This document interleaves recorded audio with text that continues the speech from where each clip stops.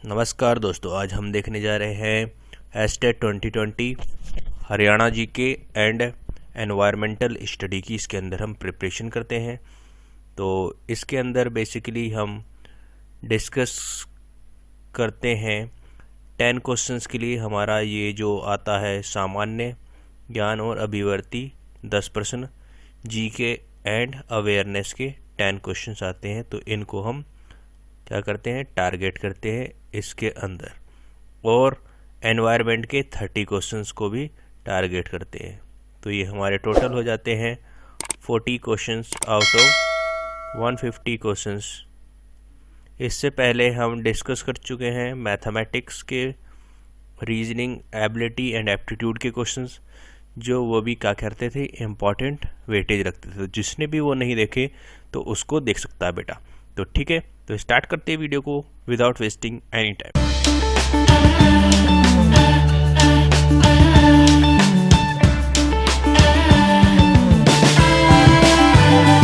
तो बेटा आज से हम डिस्कस करने जा रहे हैं हरियाणा जीके के 10 क्वेश्चन डिस्कस करेंगे जो 2017 के अंदर पूछे गए थे। तो 2017 के अंदर 16 का क्वेश्चन पूछा गया, तो अब 2020 है, तो हमारा 2019 के से हमारे गेम से क्वेश्चन आने की पूरी संभावना है। इसके अंदर हमारा ओलंपिक तो हुआ नहीं, लेकिन हमारा एशियन गेम्स, जो भी नेशनल गेम होते हैं, उनसे रिलेटेड क्वेश्चन आने की संभावना है। तो देखेंगे कि किस टाइप से क्वेश्चन आता है। उस युगम को चुनिए जिनके दोनों ही खिलाड़ियों ने रियो ओलंपिक 2016 में भाग लिया हो। Choose the pair of which both the players participate in Rio Olympics 2016। तो 2016 के अंदर जो पार्ट लिया था, तो वो लिया था हमारे संदीप कुमार एंड इंद्रजीत सिंह ने। संदीप कुमार और इंद्रजीत जी ने क्या लिया था, पार्ट लिया था, लेकिन इससे हमारा कोई संबंध नहीं है अभी। तो फिलहाल आपको क्या करना है, 2019 के जो इम्पोर्टेंट गेम्स होते हैं, जैसे कि एशियन गेम, कॉमनवेल्थ गेम, तो उनके जो गोल्ड मेडल्स हैं, गोल्ड मेडल वाले खिलाड़ी हैं, उनको टारगेट करना है। और जो वो हरियाणा से रिलेटेड खिलाड़ी है, उनको तो एटलीस्ट टारगेट करना ही है आपको, ठीक है। तो इसका तो राइट आंसर 1 हो गया। अब देखते हैं नेक्स्ट क्वेश्चन। तो जनगणना से भी क्वेश्चन आता है हमारा। 2011 की जनगणना के अनुसार हरियाणा में लिंगानुपात प्रत्येक 1000 पुरुष पर महिला की संख्या है। As per the census 2011 the sex ratio female per 1000 mail in Haryana is. तो 861, 961, 879, 858। तो बताइए क्या है इसका राइट आंसर। तो भाई इसका राइट आंसर जानने से पहले हम एक इन्फॉर्मेशन देख लेते हैं। तो ये है हमारी इन्फॉर्मेशन। हमारा 2011 के अंदर सेंसस हुआ था, उससे पहले 2001 के अंदर। तो हर 10 ईयर के अंदर सेंसस होता है, हमारी जनगणना होती है बेटा, ठीक है। तो इसके अंदर इम्पोर्टेंट फैक्टर हमारा सेक्स रेशियो रहता है, लिटरेसी रेट रहता है, साक्षरता दर, और बहुत सारी चीज़ें रहती है, वो सब डिस्कस करेंगे। तो अभी हमारा मोटो है सेक्स रेशियो देखने का। तो हमारा हरियाणा का सेक्स रेशियो कितना है, 879 है। और पहले कितना था, 2001 के अंदर था 861। तो इसमें कंफ्यूज नहीं होना है, हमें जो भी टारगेट करना है वो 2011 सेंसस पर करेंगे। इसको आप हरियाणा के सापेक्ष देखने की कोशिश करेंगे बेटा। तो 2011 के अंदर सेक्स रेशियो कितना था, 879, और चाइल्ड सेक्स रेशियो कितना था, 834, ठीक है। तो हमें पूछा था सेक्स रेशियो, लिंगानुपात, तो हमारा था 879। ऑप्शन नंबर 3 क्या है, बिल्कुल राइट आंसर है। ऑप्शन नंबर 3 क्या है, बिल्कुल राइट आंसर है इस क्वेश्चन के लिए। चीज़ें क्लियर हो रही है। अब देखते हैं नेक्स्ट क्वेश्चन। नेक्स्ट क्वेश्चन है निवेश सम्मेलन हैपनिंग हरियाणा 2016 का आयोजन किया गया था। The investor summit happening Haryana 2016 was organised in Panchkula में, हिसार में, सूरजकुंड में, गुड़गांव में। गुड़ग्राम, गुरुग्राम। तो ये पहले ही इन्होंने गुरुग्राम कर रखा है। तो कहाँ हुआ था ये इसका आयोजन?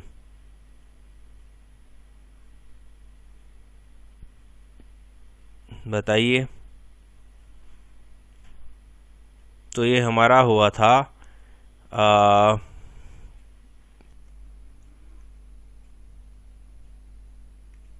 तो ये भाई हमारा हुआ था पंचकुला के अंदर। ऑप्शन नंबर 1 क्या है? बिल्कुल राइट आंसर है। तो ये लेकिन पुराना है, तो इससे हमारा कुछ ज़्यादा संबंध नहीं रहेगा। तो जो भी समिट्स होते हैं, इन्वेस्टर समिट्स होते हैं, उन पर भी हमें फोकस रखना है हरियाणा जीके के अंदर। तो जो समिट्स हुए हैं लेटेस्ट, उन पर आपको फोकस रखना होगा। अब देखते हैं नेक्स्ट क्वेश्चन, पुरातात्विक स्थल। तो हमारे आर्कियोलॉजिकल साइट्स जो होती हैं उस पर भी क्वेश्चन आता है। तो पूछा है आर्कियोलॉजिकल साइट हमारी मिताथल कहाँ पर है, कौन से ज़िले के अंदर है, कौन से डिस्ट्रिक्ट के अंदर है? रोहतक ज़िले में, हिसार ज़िले में, भिवानी ज़िले में, या फिर सिरसा ज़िले में? तो हमें पता होना चाहिए पहली चीज़ कि कितने डिस्ट्रिक्ट्स है हरियाणा के अंदर। तो सबसे पहले जब हरियाणा का जन्म हुआ था, मतलब कि हरियाणा अस्तित्व में आया था 1 नवंबर 1966 के अंदर, जो हमारा ये अस्तित्व में आया था आज़ादी के बाद। जब पंजाब पहले इसके साथ जुड़ा हुआ था तब ये अलग हुए। तो ये कब क्या हुए थे? 1 नवंबर 1966 के अंदर अलग हुए थे। ठीक है, तब 7 हमारे डिस्ट्रिक्ट्स होते थे हरियाणा के अंदर, लेकिन आज के टाइम पर हमारे कितने डिस्ट्रिक्ट हो गए? टुकड़े होते होते हमारे 22 डिस्ट्रिक्ट हो चुके हैं हरियाणा के अंदर अब तक। ठीक है, और ये आर्कियोलॉजिकल साइट मिथाली का आंसर क्या है? भिवानी डिस्ट्रिक्ट के अंदर क्या है हमारा ये आर्कियोलॉजिकल साइट? मिथाथल है हमारी भिवानी डिस्ट्रिक्ट के अंदर। ठीक है, तो आर्कियोलॉजिकल साइट जो हरियाणा की है उन पर भी आपको थोड़ा ध्यान रखना है। ठीक है, उनको आपको बेटा पढ़ना है। अब है अगला क्वेश्चन, निम्न में से कौन 1857 की क्रांति में संबंधित नहीं है? Who among the following is not related to the revolution of 1857? Saduddin Rao Tularam, Gopal Dev, Sir Chhotu Ram. तो 1857 की क्रांति जो हमारी इम्पोर्टेंट क्रांति मानी जाती है, हमारी क्रांति जो थी ये ही हमारे आज़ादी का मूल रूप बनी थी। सबसे पहली क्रांति मंगल पांडे द्वारा इसको माना जाता है। तो इसमें कौन सम्मिलित नहीं था ये पूछा है। तो इसको 1857 की क्रांति भी इम्पोर्टेंट है, बार बार इससे प्रश्न पूछे जाते हैं। तो इसका आंसर है सर छोटू राम क्या नहीं थे? सम्मिलित नहीं थे। और इसके अंदर सम्मिलित कौन कौन थे? सरुद्दीन राव तुलाराम और गोपाल देव क्या थे? सम्मिलित थे भाई इसके अंदर। ठीक है, ये चीज़ क्लियर हो रही है। तो 10 क्वेश्चन हमारे जीके से अंदर आते हैं, हरियाणा जीके एंड अवेयरनेस के अंदर आते हैं। अब देखते हैं नेक्स्ट क्वेश्चन, हरियाणा की 13वीं विधानसभा के अध्यक्ष हैं। The speaker of the 13th legislative assembly of Haryana is Santosh Yadav, Abhay Singh, Kanwarpal, R K Nandal.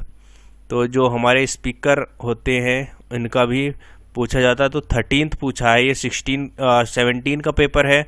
तो उस टाइम थे हमारे कुंवरपाल, क्या था इसका राइट आंसर? लेकिन इसका अब हमारे उससे कोई मतलब नहीं है। अब हमारे बन चुके हैं 14th लेजिस्लेट, जो हमारे 14th लेजिस्लेटिव असेंबली के क्या है? स्पीकर है। वो कौन है? तो उसको देखते हैं। तो 14th स्पीकर हमारे अब जो है गेंद चंद गुप्ता है। ये चीज़ क्लियर हो गई।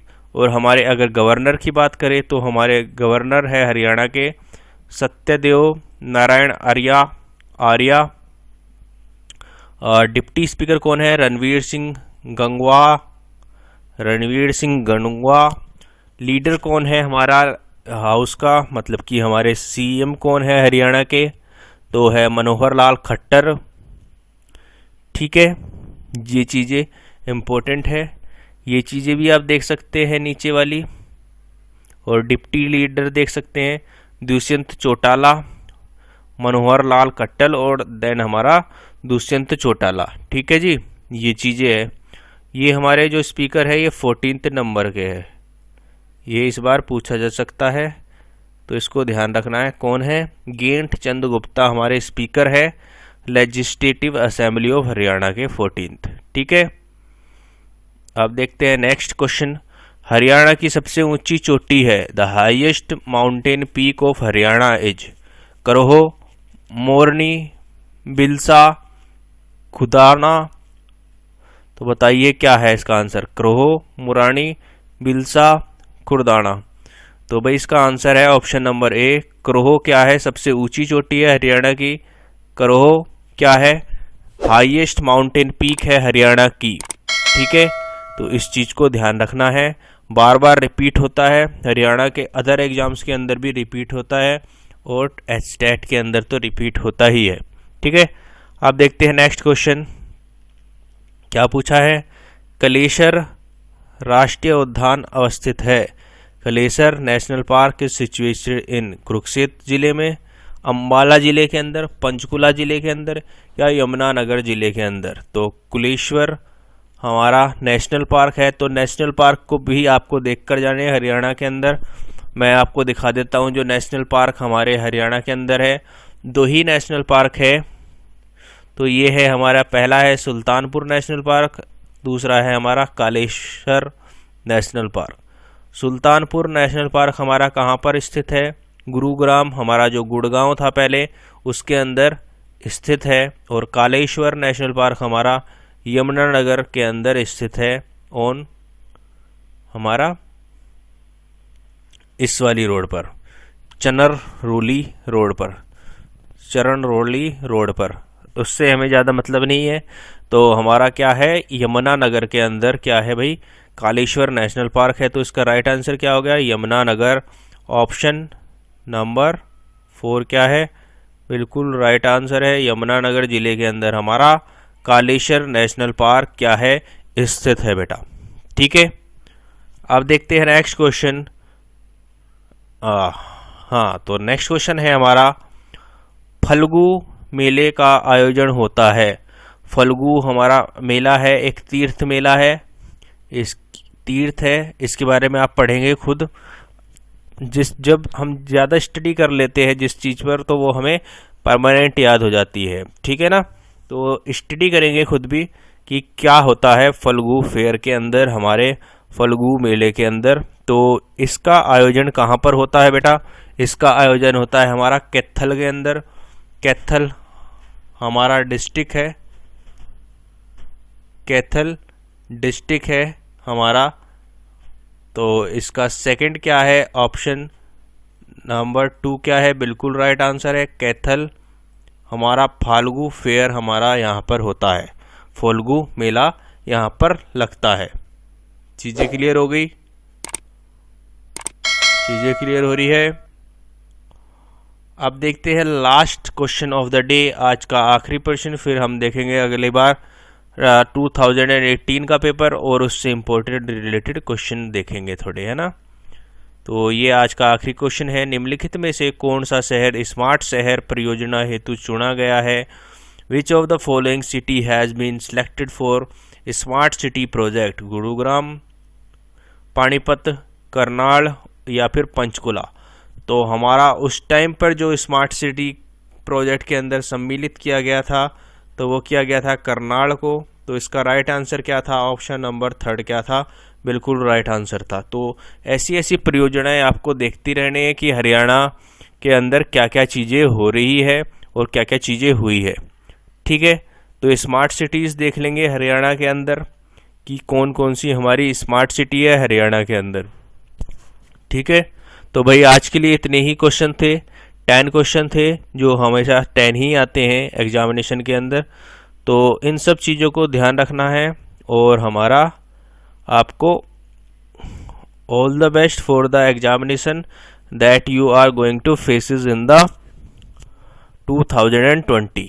ठीक है, तो उम्मीद कर रहा हूँ चीज़ें बिल्कुल क्लियर हो रही है, और क्लियर हुई है तो लाइक कर दीजिए, शेयर कर दीजिए, सब्सक्राइब कर दीजिए चैनल को। Thank you for watching this video. Have a good day. जय हिंद, जय भारत।